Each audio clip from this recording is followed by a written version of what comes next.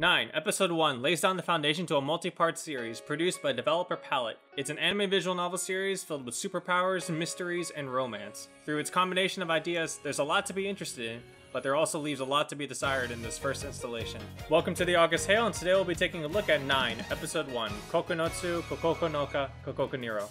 In a town with no redeeming values to it, a revitalization event was created to attract tourists. Our main protagonist, Kakeru Nimmi, visits the tourist destination, but upon arriving, the city was struck by a large earthquake, damaging a sacred treasure in the shrine. Afterwards, Kakeru soon discovers that people close to him had awakened to unusual powers, including his classmate, Miyako Kujo.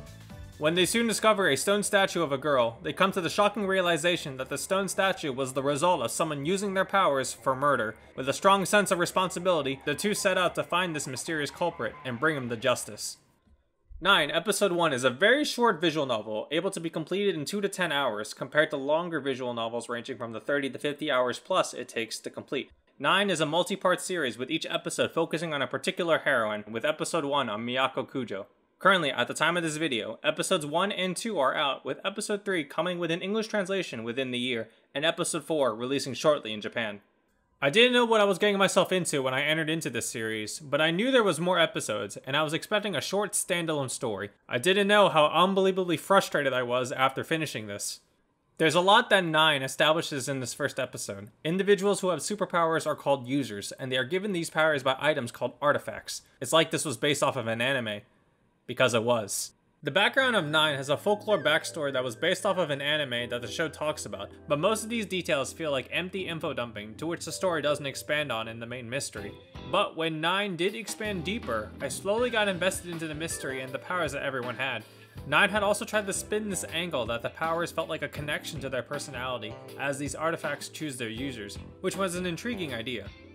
Despite tackling a bunch of interesting ideas and concepts, there's a lack of concentration on any one topic given how short the visual novel is. The folklore backstory has no presence in the main story, the emphasis between the artifacts and users is lacking in content, and the initial mystery ends on an anticlimactic conclusion, meant for further reading into the series. The only real concentration is the budding romance between Kakeru and Miyako. It's a good beginning foundation to set the stage for the multi-part series, but reading 9 episode 1 as a standalone is incredibly frustrating. Seriously, who the hell came up with a multi-part series? At least make it a good self-contained story. It's worse enough that it gets released in Japan in a troublesome format, but I have to wait for the localization too. I might as well learn Japanese while I'm at it. At its core, the story is a pure romance focusing on our two leads, Kakeru and Miyako. Miyako is an earnest and humble girl, despite what people think of her due to her privileged upbringing, and this becomes the main focus on Kakeru and Miyako's relationship. The romance is a simple boy meets girl scenario, but the presence of superpowers helps give them that extra push. I like Miyako's voice actor, Natsu Sawata, as she uses a quiet and softer voice for Miyako, and I think it works well with Miyako's reserved nature. The other characters play a minor role as they get introduced into the mystery. It becomes clear by the multiple parts that each episode will focus on a different heroine, with episode 1 on Miyako and episode 2 on Sora, just to name a few. The only character I was disappointed in was Yoichi, as he didn't serve much to aid the plot, acting mostly as filler content. It also doesn't help that he performs the role of the best friend joke character trope, and if it was meant to make me laugh, he failed on that front. Although, the most entertaining character in my opinion was Sofita due to her snarky nature and background, and the fact that she was voiced by Arai Satomi, known for playing Kuroko in a certain scientific railgun.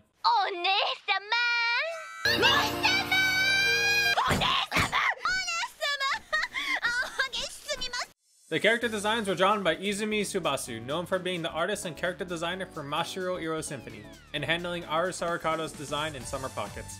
What's notable is that during some joke segments, all of which are my favorite jokes in the visual novel, the characters turn into their chibi forms, and I personally like the art for these chibis.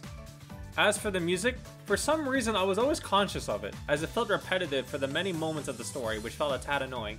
But I will commend the action thriller tracks as it helps add to the tone of urgency, especially for that first ending. I would describe 9 episode 1 as an expensive appetizer. It's meant to get you invested into the characters and overarching plot, but it's costly for a standalone title, just for a taste of what is to come. As of the release of this video, 9 episode 1 is $20 on Steam and Denpasoft, but I would recommend picking this up along with other episodes in the series as part of a sale.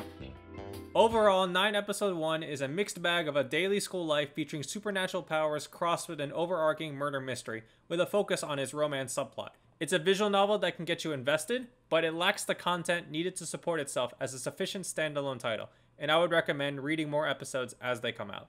You can find 9 episode 1 over on Steam and Denpasoft, and you can find the free 18+ DLC over at Denpasoft. Subscribe if you liked the video and want to see more. Check back every week for new content. For more of my thoughts and the most up-to-date news on videos, you can find me on Twitter at TheAugustTale. You can also follow me on Facebook and Instagram for announcements as well as extra additional content. Check out some of my other anime visual novel reviews on my channel playlists. Links are in the description down below. That's it for today for this video. Have a great day, you all.